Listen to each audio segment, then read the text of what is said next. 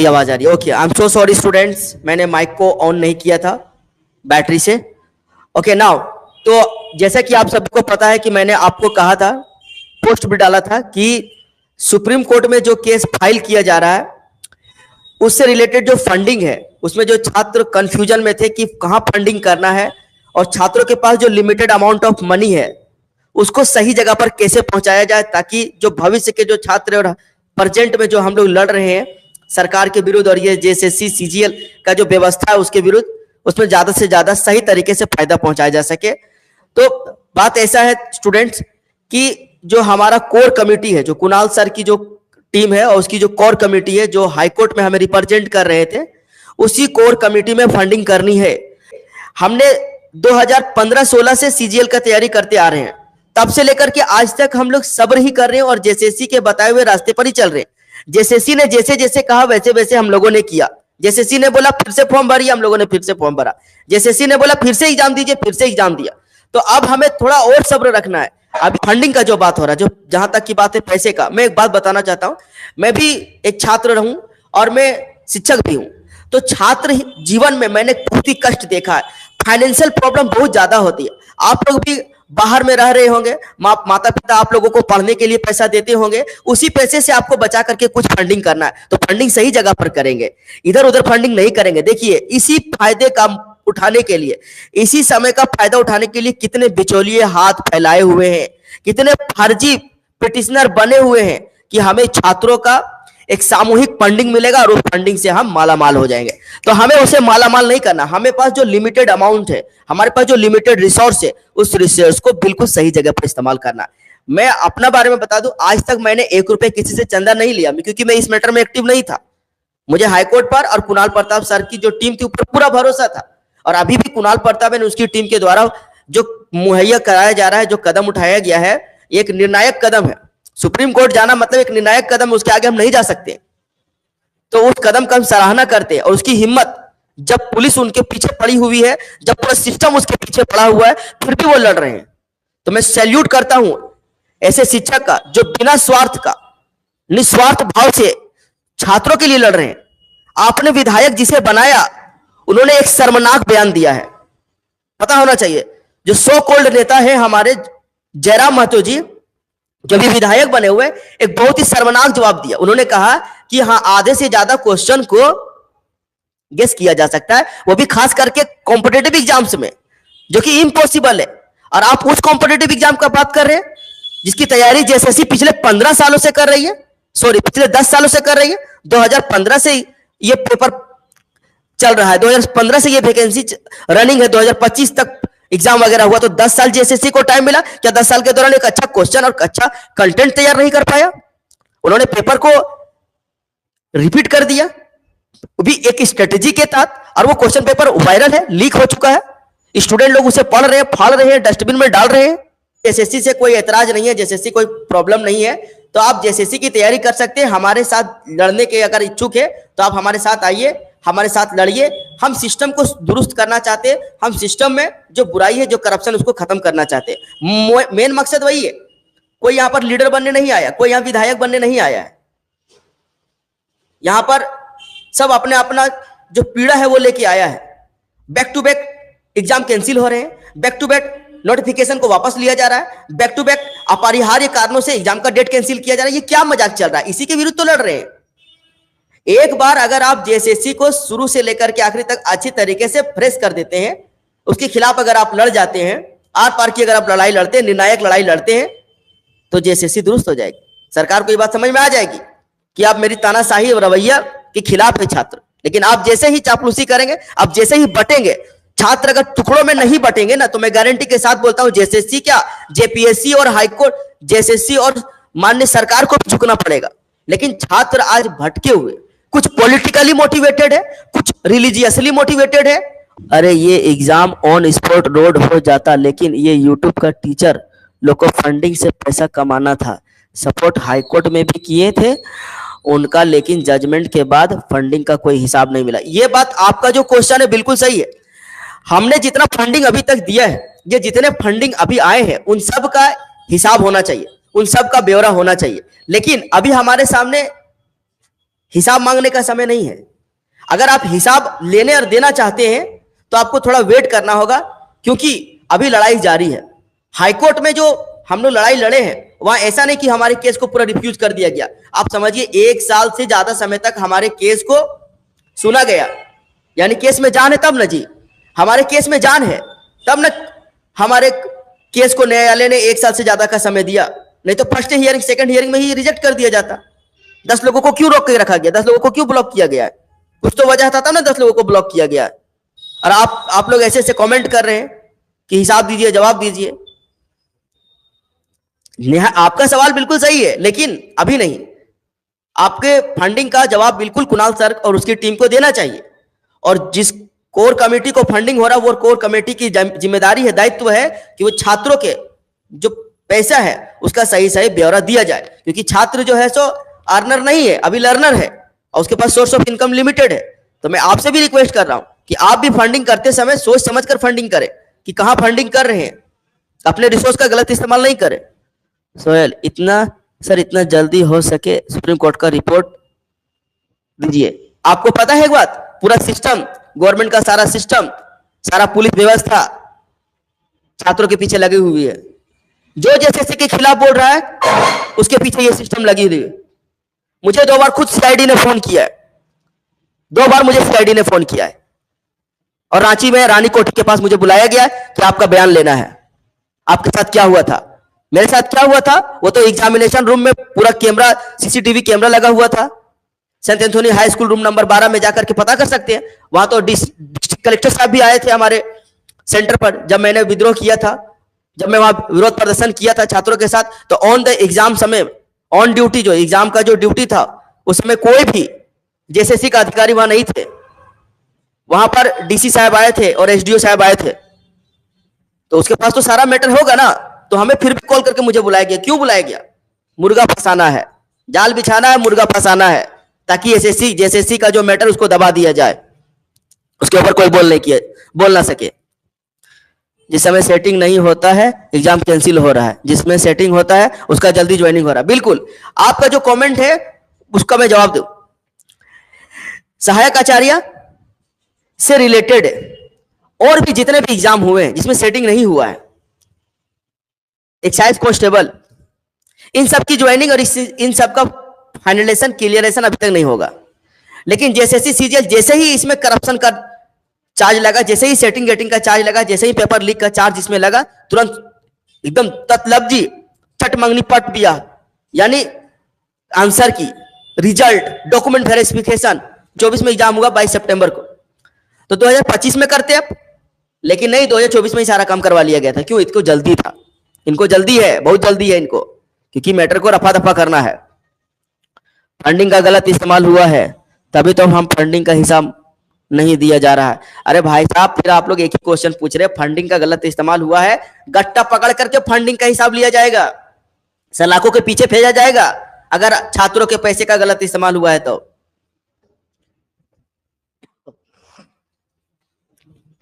अब इतना दिन तक सब्र किए, थोड़ा और सब्र कर लीजिए। अगर आपके पास रिसोर्स है तो आप फंडिंग करें, कोर कमेटी को ही फंडिंग करें ताकि वो जवाबदेही दे सके। मुझे आज कॉल आया था, व्हाट्सएप में कॉल आया मुझे कि सर आप बिचौलिया कह करके हमारी फंडिंग को ना रुकवाएं। मैंने साफ साफ कहा है कि बिचौलियों को फंडिंग ना दे। कुणाल सर एंड टीम के द्वारा जो फंडिंग किया जा रहा था, जो कोर कमेटी का जो फंडिंग था, जो उसका स्कैनर था, याद रखिएगा उसी स्कैनर में आपको फंडिंग करना है। उनको भी जब एहसास हुआ ना कि मुझे भी पुलिस गिरफ्तार कर सकती है, तो वो भी चाहते तो इस मैटर से डील कर सकते थे सरकार के साथ कि मैं इस मैटर से अपने आप को अलग करता हूं, क्या जरूरत है उसको। लेकिन कहीं ना कहीं वो छात्रों को पीड़ा को समझ रहे हैं कि हाँ मैंने शुरू किया है तो उनको ही खत्म करना है, क्योंकि वो सारे मैटर को अच्छे तरीके से स्टडी किए हैं। कोर्ट कचहरी अगर आपको ले जाएगा ना, अगर आपको मैं कह दूं कि आपको चलना है लीड करने के लिए, मैं आपको पैसे देने के लिए तैयार हूं, तो आप पीछे हट जाओगे, आपसे नहीं हो पाएगा।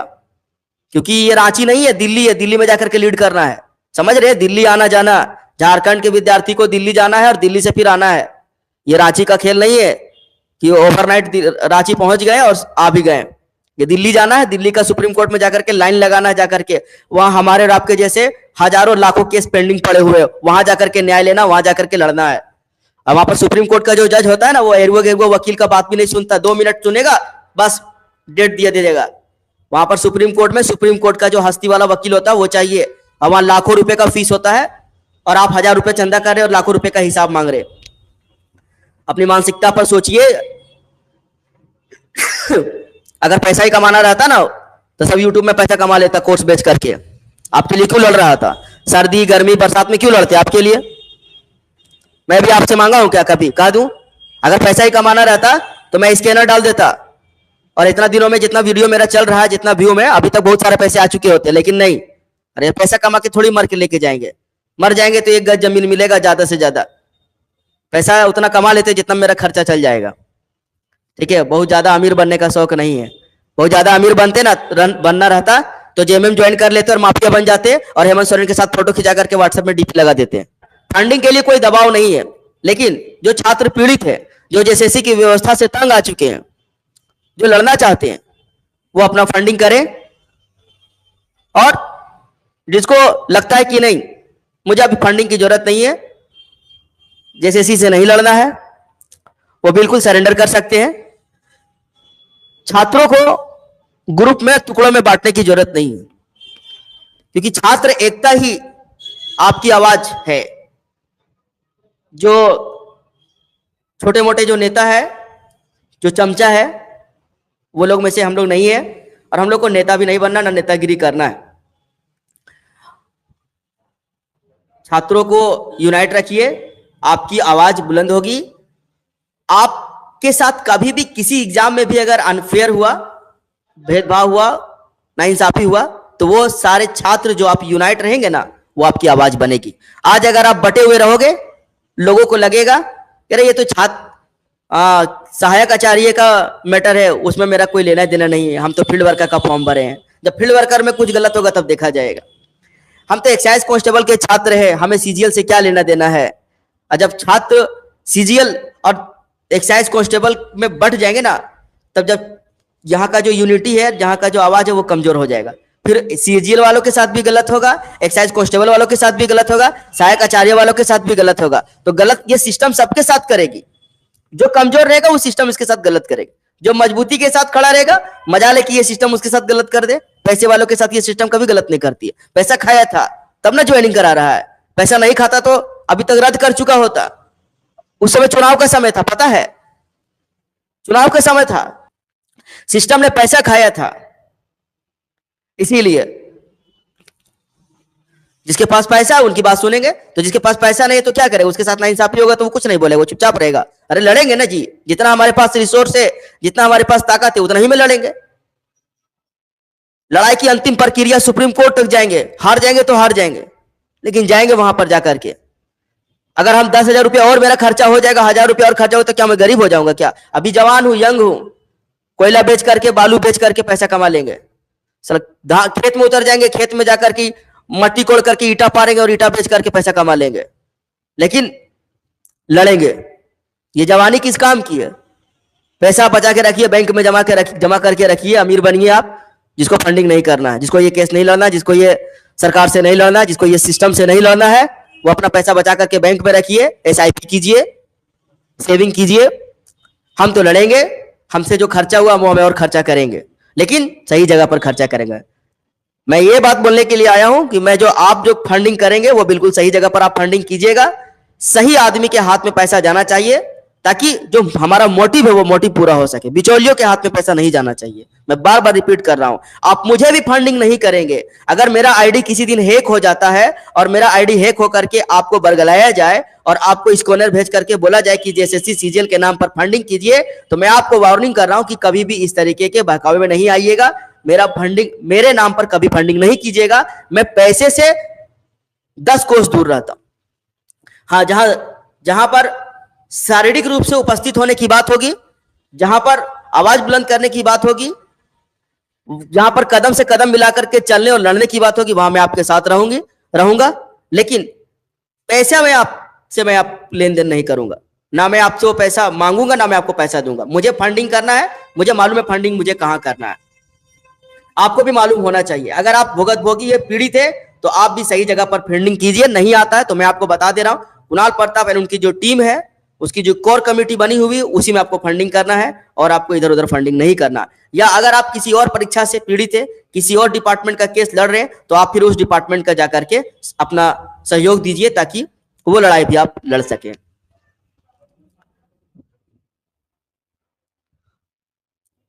अरे सब तो स्टूडेंट को लूट रहा है, बिल्कुल सही बात है आपका, स्टूडेंट को तो लूट रहा है ना।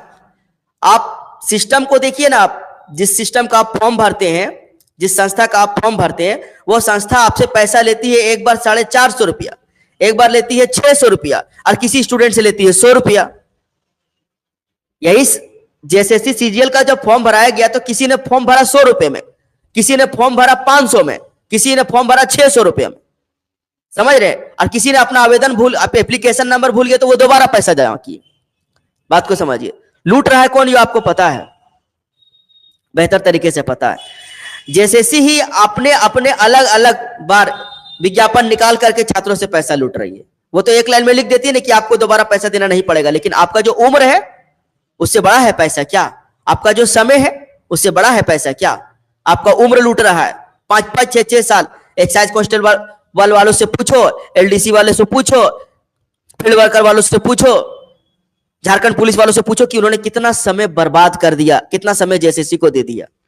जेपीएससी, जेएसएससी, सीजीएल वालों से पूछो, उन्होंने कितना समय अपना बर्बाद कर दिया इस जेएसएससी और जेपीएससी की संस्था के पीछे। वो पैसे से कहीं ज्यादा, पैसे तो आप कमा लोगे, लेकिन जो समय आपका जा रहा है वो आप नहीं कमा पाओगे।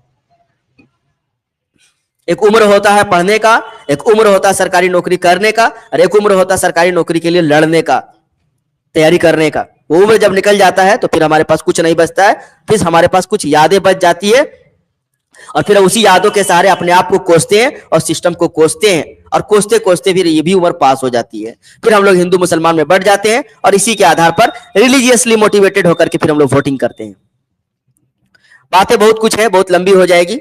मैंने सीधा सीधी ये कह दिया है कि फंडिंग आपको कोर कमेटी को ही करनी है, किसी इंडिविजुअल से आपको कोई ताल्लुक नहीं रखना है, पैसा नहीं बर्बाद करना है। आप लोगों को पैसा जो मिलता है वो लिमिटेड पैसा होता है, आप लोगों को सिर्फ पढ़ने के लिए पैसा दिया जाता है, केस लड़ने के लिए पैसा नहीं दिया जाता। ये हमारा देश का दुर्भाग्य है, ये हमारे देश के छात्रों का दुर्भाग्य है कि छात्र यहाँ पर पढ़ने के लिए पैसा खर्चा करते हैं, एग्जाम देने के लिए पैसा खर्चा करते हैं, फिर एग्जाम जब कैंसिल हो जाता है तो केस लड़ने के लिए फिर हम लोग पैसा खर्चा करते हैं। मतलब सब हम ही लोग करेंगे, सिस्टम बैठ के तमाशा देखेगी।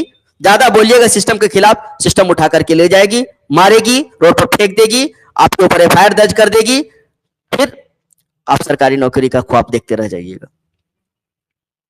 संवैधानिक तरीके से हमें लड़ना है, ठीक है। अपने जो संविधान के द्वारा जो हमें अधिकार दिया गया उसी अधिकार का इस्तेमाल करना है। गवर्नमेंट प्रॉपर्टीज को नुकसान नहीं पहुंचाना है, ना ही गवर्नमेंट सोर्सेज को नुकसान पहुंचाना है। ये बार बार मैं अपील कर रही हूं आप लोग से। अरे भाई वैकेंसी निकाल के क्या कर रहे हैं? एक भाई साहब कमेंट कर रहे हैं, अरे कभी और वैकेंसी निकालने पर भी जोर दो। अरे भाई वैकेंसी निकाल के क्या करोगे? जेलर पुलिस का वैकेंसी आया था ना, क्यों नहीं पकड़ के आप उसे रख पाए? वापस ले लिया वैकेंसी। झारखंड पुलिस का वैकेंसी आया था ना, क्यों वापस ले लिया? आप उसे नहीं पकड़ के रख पाए। जिन्होंने रघुवर दास के नियोजन नीति को, स्थानीय नीति को और रिजर्वेशन पॉलिसी को बदला था, लेकिन फिर मुंह की खानी पड़ी। फिर वही रघुवर दास की जो नियोजन नीति थी, स्थानीय नीति थी और आरक्षण की जो नीति थी उसी को लागू करना पड़ा। सरकारी नौकरी देने का जो नीति था रघुवर दास का, पीटी प्लस मेंस, उसको इन्होंने हटा दिया था, फिर उसी को लागू किया। इसे नहीं लड़ पाइएगा, ये जब मन करेगा, जैसा मन करेगा वैसा करेगा। हमें, हमारे पास सिर्फ एक ही ऑप्शन है, न्यायालय जाएंगे। वहां से अगर हमें उम्मीद, जब हमारा वो भी उम्मीद खारिज हो जाएगा, तब फिर हम सड़क पर उतर करके कोई आंदोलन करेंगे, जिससे कोई ठोस कदम उठाएंगे, जिससे इस संस्था को पूरी तरीके से बेनकाब और बदला जा सके। हमारे पास और भी ऑप्शन है। अभी हम न्यायिक प्रक्रिया से चलेंगे, पहले हम न्यायिक प्रक्रिया से चलेंगे। न्यायिक प्रक्रिया से जब हम हार जाएंगे और जब हमें लगेगा कि एक बहुत बड़ी आबादी है छात्रों को जो भुगतभोगी है, पीड़ित है, मुट्ठी भर लोगों को जेएसएससी से इंसाफ मिल पा रहा है, बाकी सारे लोगों को नाइंसाफी मिल रहा है, तब हम फिर कोई और कदम हम लोग उठाएंगे। Thank you. बहुत लंबा हो गया वीडियो, 27 मिनट का हो गया है। मिलेंगे नेक्स्ट वीडियो में, उस समय हम लोग सुप्रीम कोर्ट का जो केस है उसका जो अपडेट होगा उसके बारे में बात करेंगे। Thank you for watching. आप किसी को डिमोटिवेट नहीं करें, अगर कोई आपके लिए लड़ रहा है तो आप उसको मोटिवेट करें, डिमोटिवेट नहीं करें। अपना घर परिवार अपना व्यवसाय सब कुछ छोड़ करके अगर आपके लिए लड़ रहा है तो आप उसको सपोर्ट करें ज़्यादा से ज़्यादा। अगर आप फाइनेंशियली उसे सपोर्ट नहीं कर पा रहे कोई बात नहीं, बट इमोशनली आप उसे सपोर्ट करें, यही एक अच्छे विद्यार्थी का पहचान है। Thank you for watching.